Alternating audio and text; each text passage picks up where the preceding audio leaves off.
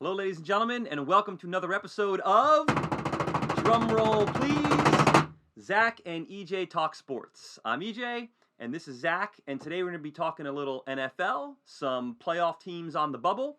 We're going to be looking at the Major League Baseball best hitters. Zach has a list of who he considers to be the 50 best hitters in Major League Baseball, and we're going to kind of go over that list. And then we're going to finish up with a little NBA, talking about early season surprises. So let's kick off quickly by talking about last night's absolute beatdown of the Falcons by the New England Patriots. So last night the Patriots won 25-0, and to hold any team to 0 points it's crazy. The Falcons are missing their top receiver and Cordell Patterson. I don't know what position you would classify him as, but he's been their all-around best offensive player so far this year. They were missing both of them, but the Patriots defense was in lockdown. We got a bunch of picks. We were getting to the quarterback. They just couldn't move the ball. And then Mac Jones continues to get better and better. At the beginning of the season, it was a bit shaky, but he makes the smart football play every time. He threw for about 200 yards. He threw one touchdown and one pick. The pick, it was just a bad throw into coverage, but he played a phenomenal game. Our rushing attack is very balanced. Damian Harris, Stevenson, both of them ran for like 50 yards. In receiving wise, we had multiple players with 20 yards. It's just like an all-around balanced offense. Well, the last time we did the podcast, I think I got the Falcons wrong. I mean, I feel like at that point they were a team that seemed to be scrappy and heading in the right direction, but the last couple of weeks they have gotten absolutely obliterated, and last night was just a beatdown. I mean, they gave up 4 sacks, 4 interceptions. They were held to 40 yards rushing. I'm pretty sure I could probably rush for 40 yards. Well, maybe not against that Patriots defense last night, and only 125 yards passing. And there was even a Josh Rosen sighting when they pulled Matt Ryan out, which was probably a mercy pullout because he was just getting destroyed. And Josh Rosen threw a pick six. Okay. Well, I mean, as a Dolphins fan, I saw that, and I'm sure Cardinals fans can probably also recollect that happening when Josh Rosen was under center for them as well. But that kind of tied into where we left off last time we were talking about the NFL, contenders and pretenders. And, you know, before we get to our picks, we can now kind of start looking at the NFL playoff picture, which we're starting to see, you know, round into shape a little bit.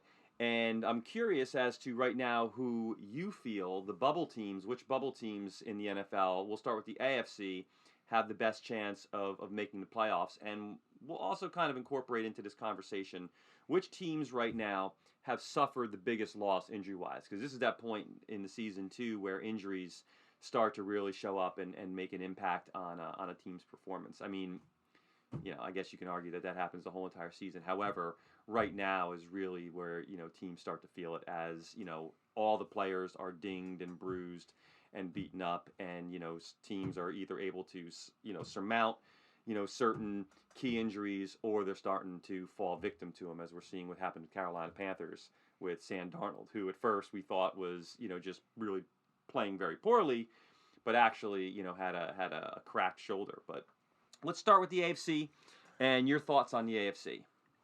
I feel like the AFC is the more balanced conference. The NFC is very top heavy, and I feel like the AFC has a lot of teams that are like really, really solid teams. Out of the teams on the bubble, even though they took a beat down by the Patriots last week, I think the Browns could still potentially make the playoffs. Just their defense, Myles Garrett is still the defensive player of the year so far. And their defense is good. Baker Mayfield, I trust Baker Mayfield.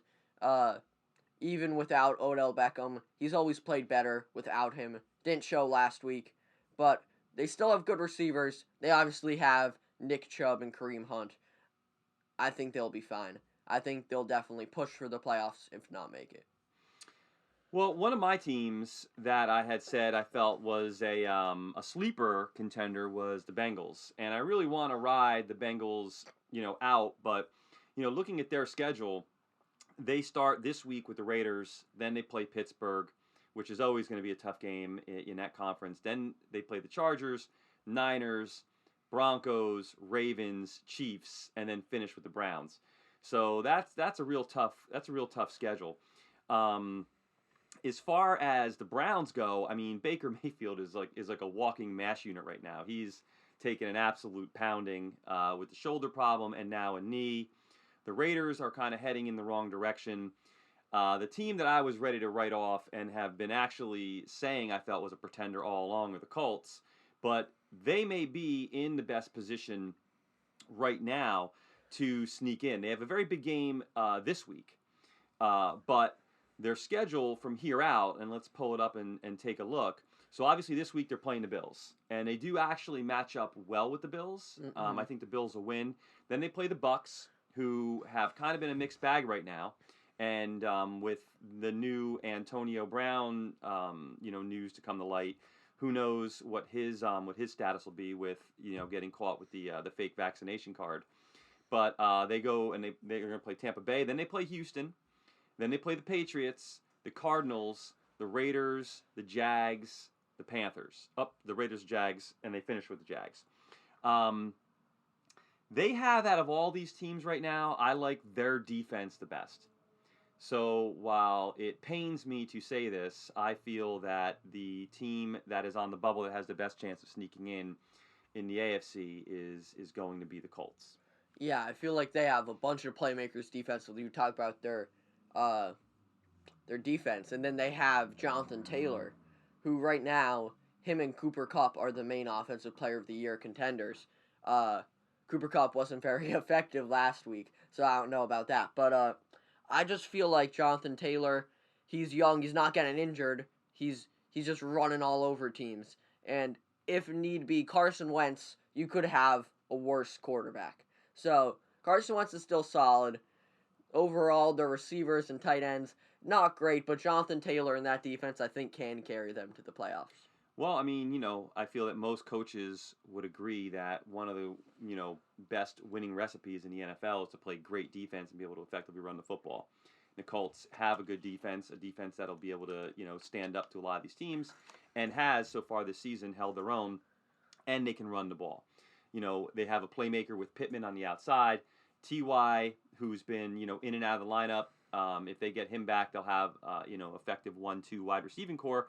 And then it's about Wentz and his effectiveness and whether or not he stays healthy. But I do feel the Colts are probably poised, and it seems that we agree the Colts are probably poised to be the team on the bubble right now, unless my Dolphins decide to run the table, which, as a Dolphins fan, we can basically say right now we know that's not going to happen.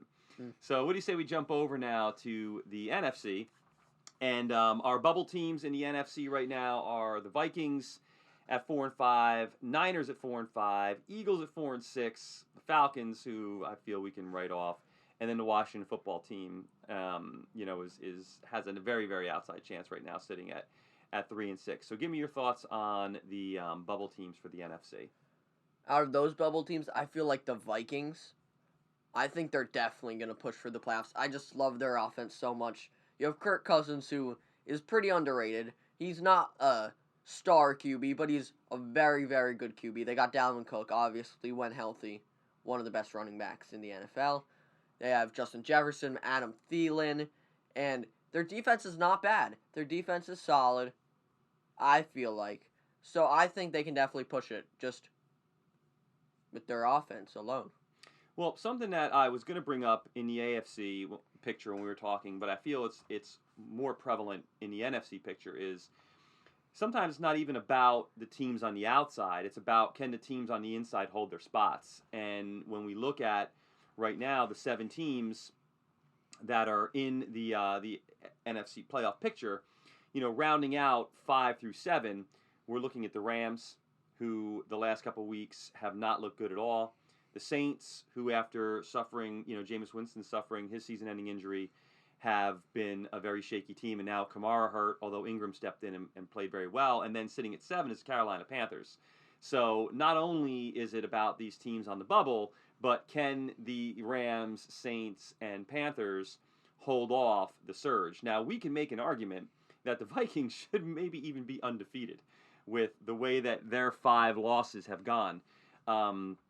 The Niners have seemed to figure out how to establish, a very effective running game, which I think many people thought that's how they were going to play to start the season, but they do seem to be moving in the right direction. And the Eagles right now at 4-6 are a very feisty team, a little inconsistent with their play, but they do have a great matchup this week against the Saints.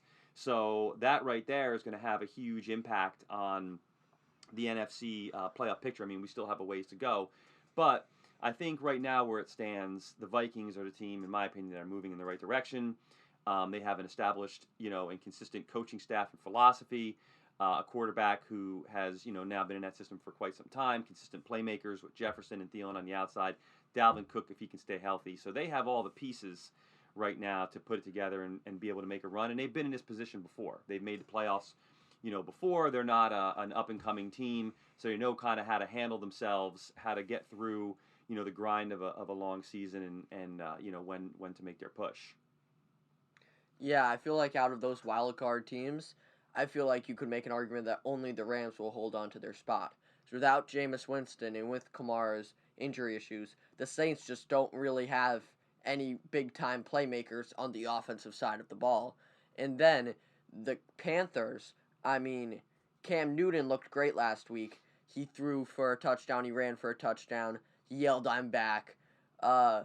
It will be interesting to see how effective he plays. Because if he plays like he did the last time he was in Carolina when he was in his prime, then they definitely can hold on that spot. But I just don't know if I really think he'll be a consistent QB. And then if McCaffrey stays healthy, they obviously have a good chance. But McCaffrey always gets injured.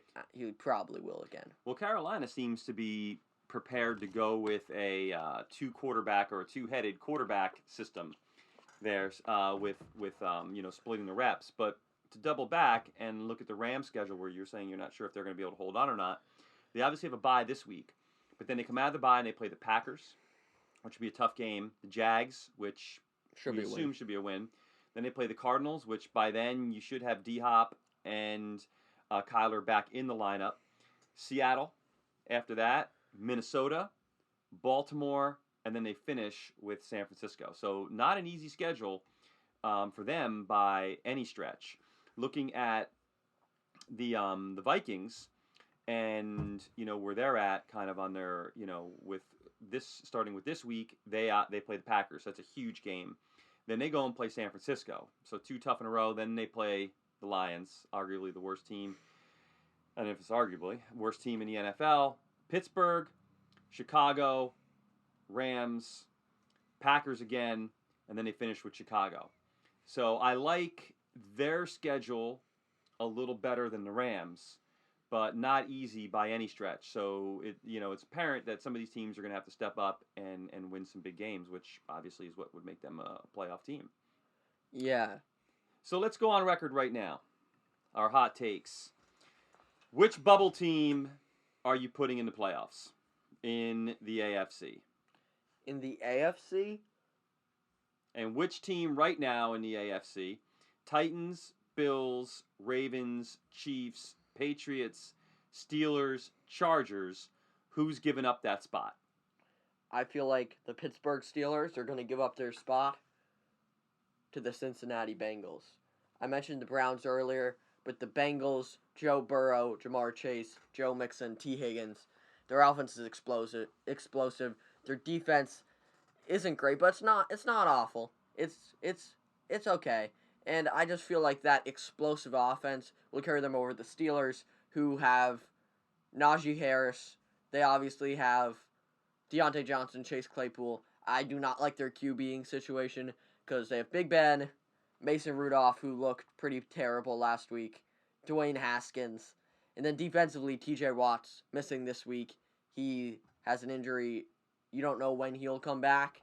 I think that probably depends on if they'll make the playoffs or not because he's such a great player.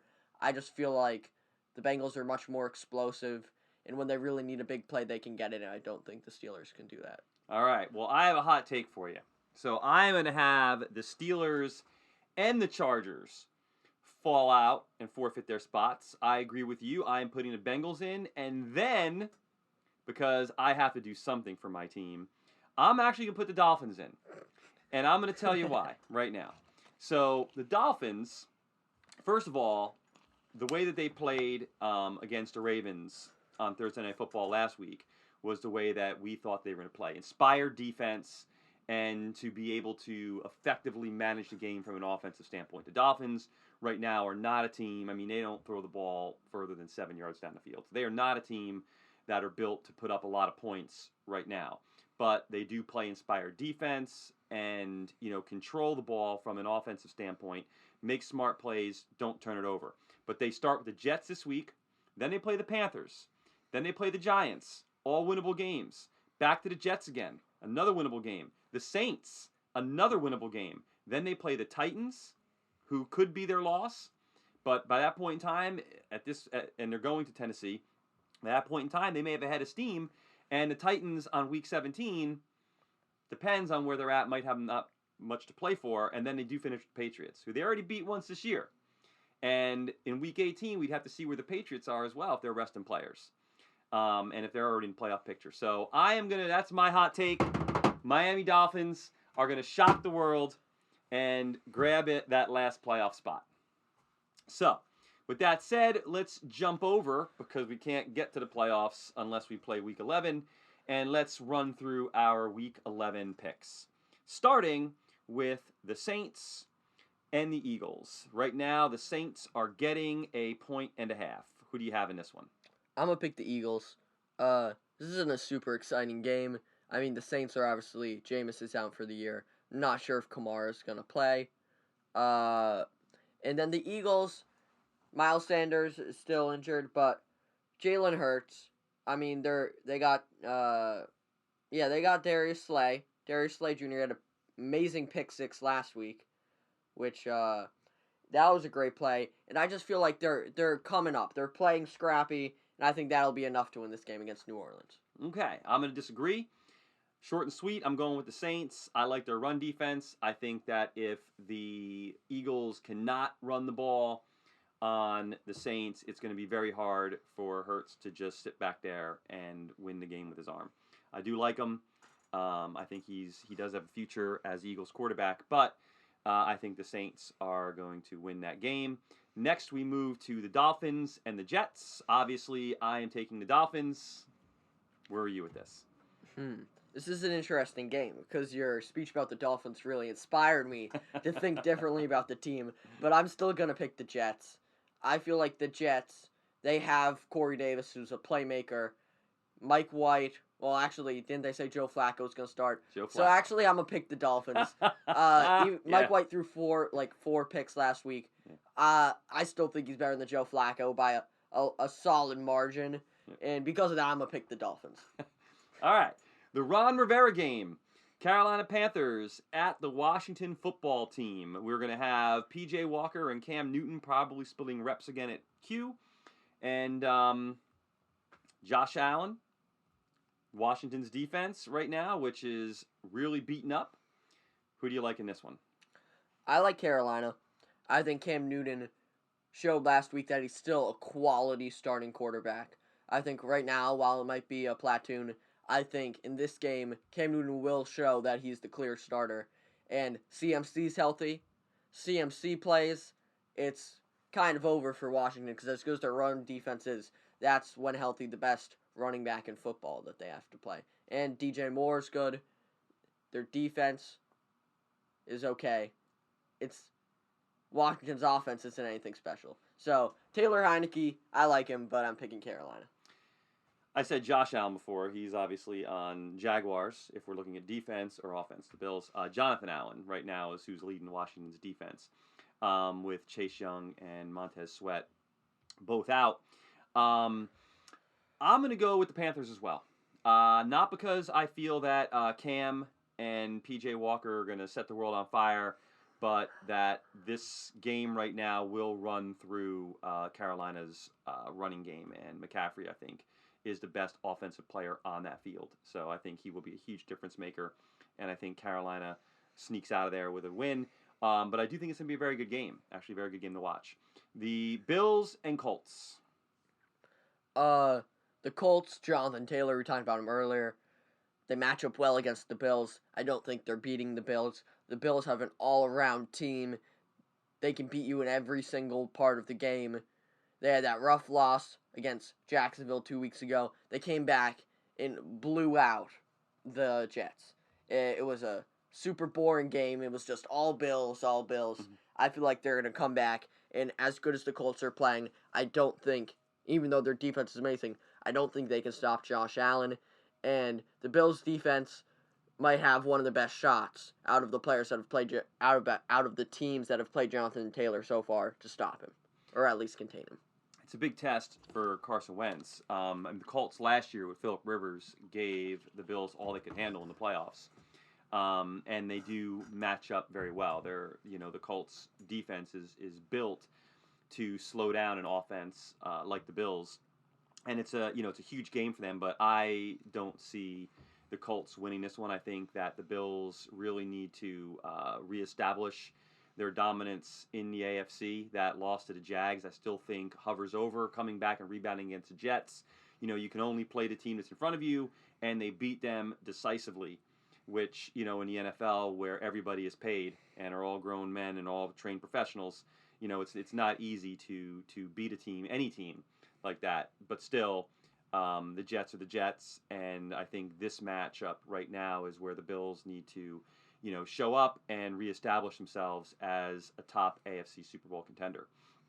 From there, we have the Browns limping in to Detroit. The Browns looking like they're going to get Nick Chubb back off the COVID reserve list, playing the Lions, who now are going to be starting Tim Boyle at quarterback. So who do you like in this one?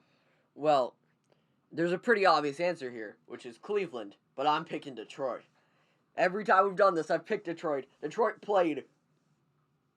played a very good 3 quarters against Pittsburgh, and then in the 4th quarter and overtime, everything fell apart. Fumbling, missing field goals. It was crazy. But they competed with a very good team for 3 quarters, and because of that, Cleveland's missing a lot of players. Myles Garrett was kind of a non-factor against the Patriots last week. I think that Detroit's going to shut him down, and I think they're going to win a low-scoring game. Now, not that Jared Goff would scare anybody, but last week against the Steelers, Detroit went with an extremely run-heavy offense. Way more running and focus on running than passing. Now, the reason I mentioned Jared Goff is because, as a starting NFL quarterback with some experience, where Tim Boyle now coming in, is he going to command any respect? Where the Browns, who were kind of blown off the ball last week by New England, and New England ran at will on the Browns. Will the Browns have any respect for Boyle and keep players back, or will they stack the box and say, we're not going to let Swift beat us, and you're going to have to beat us, down the field? I think if the Browns do that, I just don't see the Lions coming out of this with a victory, although I think, everybody is rooting for the Lions. However, it looks like Baker Mayfield's going to play, and how he does with the amount of injuries that are racking up for him is commendable, and also something to kind of root for. So, rooting for the Browns in this one, and I do feel that the Browns are gonna escape with a win. Niners and Jags. For this game, the Niners come off a breathtaking win against the Rams, a statement win, and the Jaguars are the Jaguars. I mean, there's not much to say about them. They beat the Bills a few weeks ago. Josh Allen looks amazing, not the Bills quarterback, the Jaguars defensive player. He looks like he's a great up-and-coming player. I just don't think they're good enough to beat the Niners, who just have a well-rounded offense. Elijah Moore's running the ball phenomenal. Their defense is starting to play good again, which you'd like to see. I'm picking the Niners. I'm going to mix it up, and I'm going to pick the Jags. Although there's not much conventional wisdom around picking the Jags over the Niners, the Jags offense has been abysmal, and really at certain points it's been, can Trevor Lawrence actually survive inside this offense? But the Jags defense, and like you said, led by Josh Allen, has been playing absolutely lights out, and I do feel that they're playing inspired right now, that defense. And if they can slow down the Niners' running game, then it really becomes, can Garoppolo make enough plays to win the game? And I'm going to say that the Jaguars are going to get out of there with a victory. I think that their defense is capable of maybe actually generating some points and could get some points off turnovers, and are going to get out of there with a win. All right, so now we go to Tennessee and Texas, or the Texans, I should say. For this game, once again, it's a pretty lopsided game. The Titans obviously are without Derrick Henry, but I still feel like they'll be able to beat the Texans. I feel like Ryan Tannehill, with Derrick Henry, only made throws when he needed to. I feel like now he's going to have to show he can be a quarterback and not a guy who just stands there and hands the ball off. And obviously, A.J. Brown's a good weapon. I feel like it's not going to be a high-scoring game, but I think that Tennessee's going to win it.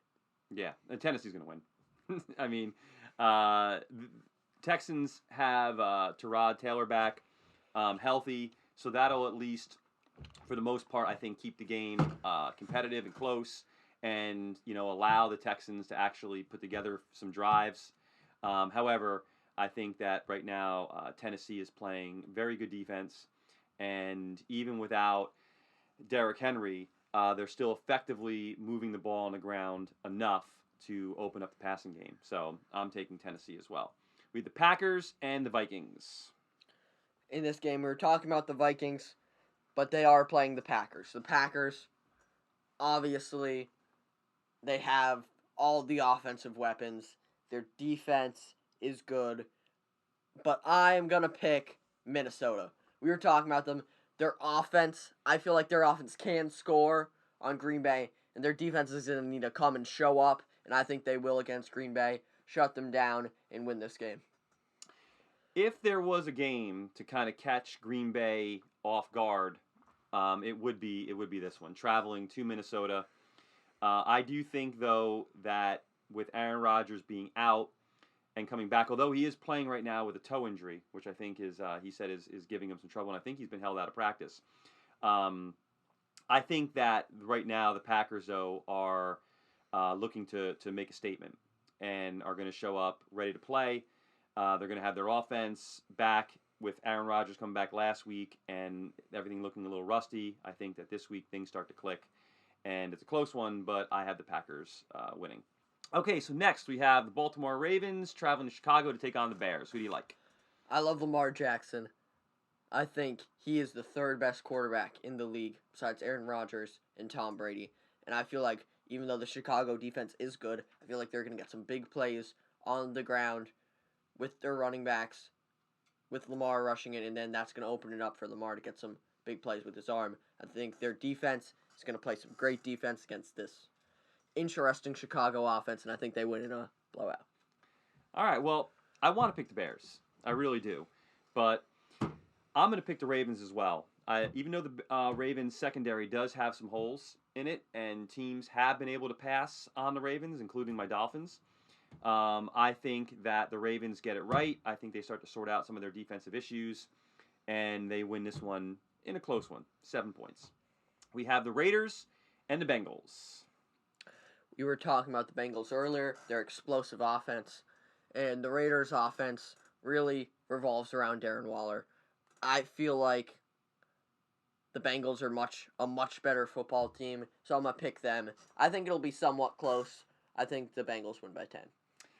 This is one of those games that you don't really want to touch. It's like two teams that right now have not been playing well and are heading in the wrong direction. A lot of hype and expectations around them. So it's almost like it's going to be a get-right game for one of these two. The fact that the Bengals are at home, I like that. Coming off a bye, a chance to kind of get healthy and sort out some problems. I like that too. But not a fun game here to pick. Don't have a great feel for this, but since I do feel that the Bengals are going to be one of the bubble teams to get in, they have to win this game. So I'm picking the Bengals. That brings us to Arizona taking on Seattle. Arizona has been banged up the last 2 weeks. Obviously, without Kyler Murray and DeAndre Hopkins, they did not play well last week. This week going against Seattle, they're both questionable, I believe. But if they do play, I think they win against Seattle. just because both of them are such great talents. Their defense is good. Seattle hasn't looked. They only had one game with Russell Wilson back, and that was last week. And I don't think this is the game they're going to get right on. But if neither of them play, or if only DeAndre Hopkins plays, if Kyler Murray doesn't play, I think Seattle wins this one just because the Cardinals' offense wouldn't have enough firepower to score. Seattle right now is not a good team. Russell Wilson didn't look healthy at all last week. Didn't play well. Now, I mean, he was out for a while, so we'll see how things look this week. But even though Seattle isn't a great team, right now they're not an easy out. They're still a tough team. They're not an easy team to beat. Kyler Murray is going to be a game-time decision. But I do think even without Kyler Murray right now, and DeAndre Hopkins has already been ruled out for the game, I do think the Cardinals are going to win. Tough place to play up in Seattle right now, but I'm going to pick the Cardinals as well. We have the Cowboys and the Chiefs. This is an interesting game because the Chiefs have not played good all season except for last week. Last week, they looked like the Chiefs, which went to 2 straight Super Bowls. Patrick Mahomes looked like the consensus best player in football. He was for so long. Against Dallas, who is playing good. They got a good defense. They got a good offense. But I'm still picking the Chiefs. I think they're going to keep the momentum going. I'm going to pick the Cowboys. Short and sweet. I think the Cowboys right now are playing fantastic. I think they're playing inspired football. They have a great passing attack led by Dak with CD and Amari. Great running game with led by Elliott. And the Chiefs right now, I mean, we still don't know what we have with them. I'm not picking the Chiefs to collapse by any point. As I said, I will not pick against the Chiefs until they're actually no longer in it. But in this particular game right now, I like the Cowboys. So I think the Cowboys are going to walk away, are going to walk into Arrowhead and get a victory against the Chiefs. We then have the Chargers and the Steelers. This game would be a lot more interesting if TJ Watt was going to play, but he is not playing, and for that reason, I think the Chargers win in the not particularly close one. This hopefully is a get-right game for Justin Herbert, who has had a couple rough outings in a row. So the Chargers really need this one. I do think that they go in there and they beat up on the Steelers. Now the Steelers, what'll factor in mostly for them is their ability to run the football. Will they be able to move the ball on the ground? But I don't see Roethlisberger beating anybody through the air anymore. So I like the Chargers. And then our final game of Week 11 will be Monday Night Football, the Bucks and the Giants. Who do you like in this one? Well, I like the Bucks. The Bucks have been looking a bit shaky this season after coming off their Super Bowl. But last year in the regular season, they weren't totally dominant either. They came into the playoffs as the underdogs and showed everyone why they were the best team in football. I don't know if they're the best team in football this year, but if not, they're very close. I trust Tom Brady, and the Giants aren't that good. So I'm picking the Bucks. I'm actually going to shock the world and pick the Giants in this one. The Giants' defense has been playing very, very scrappy. The Bucks have not been playing all that fantastic. And the Giants getting back Galladay and Kadarius Toney, hopefully both fully healthy. I think that's going to make that offense a lot more explosive. And we don't know where we stand right now with Saquon, but the Giants are still moving the ball on the ground as well with Booker. So Daniel Jones has been playing better and hasn't been turning the ball over as much, especially with the fumbles. So I'm going to go out on a limb here, and I'm going to say since this game is in New Jersey, I'm picking the Giants. So that'll wrap us up for Week 11. I know that last podcast we ended up picking during the week of massive upsets. So anybody out there, please take what we say with a grain of salt. But moving on now, let's move on to Major League Baseball. And you put together an impressive list of who you consider to be the top 50 hitters currently right now in Major League Baseball. And since we're not going to go through all top 50, we'll have a link up if you want to see Zach's top 50 that you can download or view. But we're going to talk mainly about the top 25. So why don't you walk me through your 25 players, best hitters right now in Major League Baseball? At 25, I have Tim Anderson. Then at 24, I have Brandon Lau, who actually hit 39 home runs last year. 23, I have Jose Abreu. 22, Yordan Alvarez. 21, Pete Alonso. At 20, we have Bo Bichette, who had a phenomenal season. Carlos Correa's at 19. At 18, I have Jose Ramirez. 17, Trey Turner. 16, Austin Riley, World Series champ. 15, Marcus Semien, free agent MVP finalist this year. At 14, I have Matt Olson. At 13, I have Salvador Perez, who I think should have won the MVP. He wasn't even a finalist. At 12, Rafael Devers. At 11, Mookie Betts. At 10, Xander Bogaerts. At 9, Bryce Harper, the NL MVP. At 8, Aaron Judge. 7, Vladimir Guerrero Jr. 6, Fernando Tatis. 5, Ronald Acuna, who in his last full season hit 41 home runs with 101 RBIs and 37 stolen bases. At 4, Shohei Ohtani, the AL MVP, who did deserve it. I think Salvador deserved it a bit more, but he had an amazing season on the mound and at the plate. This is just his hitting skills. At 4, he hit 46 home runs this year. That's really all you need to say. At 3, I have Juan Soto, who this year hit .313 with 29 home runs, 95 RBIs, and 999 OPS. And that was mostly all in the second half because he had a terrible first half. And then at 2, Freddie Freeman, World Series champ. Played amazing during the regular season, played great in the postseason, insanely consistent when you need to get a hit. That's the guy you want at the plate. And number 1, who's been the best player in baseball for a while, Mike Trout. His last full season, he hit 45 home runs, 104 RBIs, a 1.083 OPS, and 291 average. All right, so I want to jump into a few things here. First, talk to me about Betts and Trey Turner. I feel that they are a little bit low in your ranking. So talk to me about why they landed where they did, and also Gurriel, who I was privy to know didn't crack your list, I believe. So talk to me about these 3 players and why Gurriel didn't get onto your list at all, and where Betts and Turner landed, as I feel that both of those should be in the top 10. So for Yuli Gurriel, mostly the reason he's not in the top 50 is I do not like the Astros. Just in general. Most of the Astros you notice on this list are a bit low. It's somewhat biased towards the Astros. Like Kyle Tucker's at 40. That might be a bit low for him. But Yuli Gurriel, there's just a bunch of players. He had a great year. He led the AL in average. I think next year he definitely will not lead the AL in average. And then for Trey Turner, he had an amazing year. He hit .328. He had 28 home runs, 77 RBIs, 32 stolen bases with a .911 OPS. I just feel like every player over him I'd rather have on my team. He impacts the game in every way, but like the players of him impact the game amazing in a certain way, and they do it great. I feel like Trey Turner, between the whole top 25, except for probably Tim Anderson, could be argued that they should move up. There's just so much talent. I feel like Trey Turner, that's the good spot for him. And then Mookie Betts is at 11. I thought I was being a bit generous because as a Red Sox fan, I love Mookie Betts. Because Mookie Betts in 2018, this is mostly why he's here, he hit .346 with 32 home runs, 80 RBIs, 129 runs, 30 stolen bases, and a 1.078 OPS.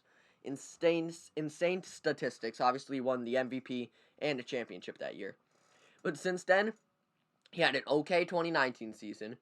In 2020, his first year with the Dodgers, he played amazing, but it was a shortened season, so we don't know how he would have played over a full season. And this year, he had a good year, but not a great year. Not a year that would put him in the top 10. So he's at 11 based on how we know he can play. If it was based off this year, he would be much lower down on the list. Okay, so basically, one of the things that I find interesting is, are we working, and I feel this is also impacts, the lens in which sometimes we view players and even look at, sports. Are we talking purely statistics, or are we talking also about a body of work that commands respect? So when we're looking at the top 25 hitters to step into a batter's box next year, are we looking at that from a statistical standpoint, or, for example, if we are asking the average, collective average of Major League Baseball pitchers, which 25 hitters would you least like to face? Because sometimes I feel that they can be different things. Statistics versus a body of work and respect. If you were looking at it from a perspective of who would Major League Baseball's, best pitchers say are their toughest outs, would there be anybody else that might shift around on your list? Well, it's probably a mix of both because statistics obviously matter. Because if I'm a player who's widely feared by MLB pitchers, like let's say Giancarlo Stanton, and I come up and like him, a lot of times I strike out. And my statistics, obviously his statistics are good, but my statistics aren't that good, and I'm like feared by the pitchers. That shouldn't put me up there. Only if it's a mix of both. Like if I was a pitcher, I'd rather face Tim Anderson than Giancarlo Stanton, who's farther down on the list. But Tim Anderson's a better player because the way he impacts the game in many ways and his statistics are better. Okay. Well, let's put a bow on today's podcast and move on to our final topic, the NBA. And inside the NBA, you are going to touch on who you feel some of your early season surprises have been. So, what do you got for me? I'm going to start with two Magic players, Cole Anthony and Mo Bamba. Cole Anthony was out of high school, one of the top players in the country. I believe he was the top point guard in the country, ahead of LaMelo Ball. I'm not sure if that's an exact statistic. They were the same year, but I believe they were. And then he went to UNC, was injured, and just didn't play that great when he played at UNC. That team was terrible that year. There was really nothing he could do. And then he came into his rookie season, was okay on a terrible Magic team, extremely inconsistent. Summer League this year, in Summer League, this player who was the 15th pick, right? A solid player. He played terrible. He averaged like under 10 points a game on terrible efficiency. And everyone was starting to write him off. Then he came in this year, and these are statistics, all of my statistics, going into the games yesterday, and put up, this year he's averaging 19.9 points per game, 6.9 rebounds per game, and 5.7 assists per game. Those are great scoring statistics. His efficiency's up too. And for a point guard, 7 rebounds a game is good. Obviously, if he was on a better team than the Magic, he wouldn't be putting up these statistics. But he's showing that he's a very good player who definitely has a future in the league. And then Mo Bamba. Mo Bamba was drafted very high in the 2018 draft class. And because they had Nikola Vucevic, he just didn't really have the opportunity to show how good he was. And when he was given the opportunity, he wasn't amazing. And they traded Vucevic. They got back Wendell Carter. But Wendell Carter's not Vucevic. This year it's been freed up for Mo Bamba to be the starting guy. And so far he's put up 11 points per game, which isn't great, but it's a great improvement. 9.5 rebounds per game and 2.2 blocks per game. He's a defensive anchor, and he's going to get you rebounds. And he can stretch the floor. That's really all you need out of your center. He's not a star, but he's a really, really good player. And then another player is Deshante Murray from the Spurs. Deshante Murray was mostly known as a defensive stopper so far in his NBA career. Not many people know that much about him because he plays for the Spurs, who aren't that interesting. But so far this year, he's putting up 18.9 points per game, which is obviously the best of his career. 8.1 rebounds per game, 8.1 assists per game, and 2.1 steals per game. He's kind of close to a triple-double. He's getting near 20 points a game, and he's getting over 2 steals a game. That's an insane impact on the game. I think right now, if the All-Star game was today, he would be definitely in the game. Okay. I'm going to pick the chalk here, or maybe even Captain Obvious in some ways. I think some of my biggest surprises have been Paul George. I think he's been playing fantastic, especially with Kawhi out, and has been holding that down.